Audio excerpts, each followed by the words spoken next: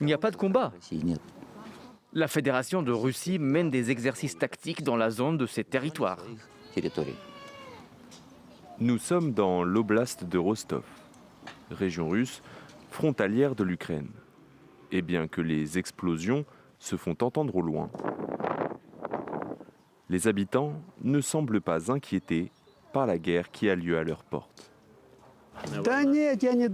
Je ne pense pas qu'il s'agisse d'un conflit à grande échelle.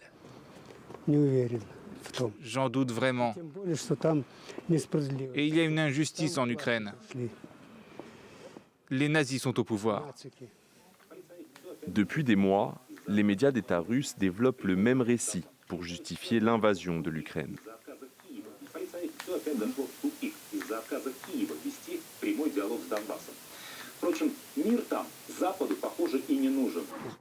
Les dirigeants ukrainiens sont dépeints comme des nazis et des marionnettes de l'Ouest, les troupes russes comme des libérateurs intervenant pour empêcher un prétendu génocide. Bien que le Kremlin n'ait fourni aucune preuve pour étayer ces accusations, de nombreux Russes sont convaincus que Poutine mène une guerre défensive pour protéger la Russie et libérer l'Ukraine. D'autres expriment leur sympathie et compassion pour leurs voisins ukrainiens. L'essentiel, c'est de comprendre que ce n'est pas la faute des civils.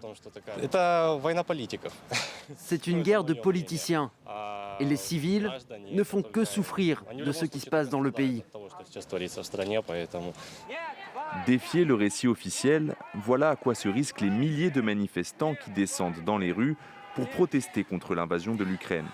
On y déplore plus de 1700 arrestations, signe que les autorités russes restent déterminées à faire taire les sceptiques.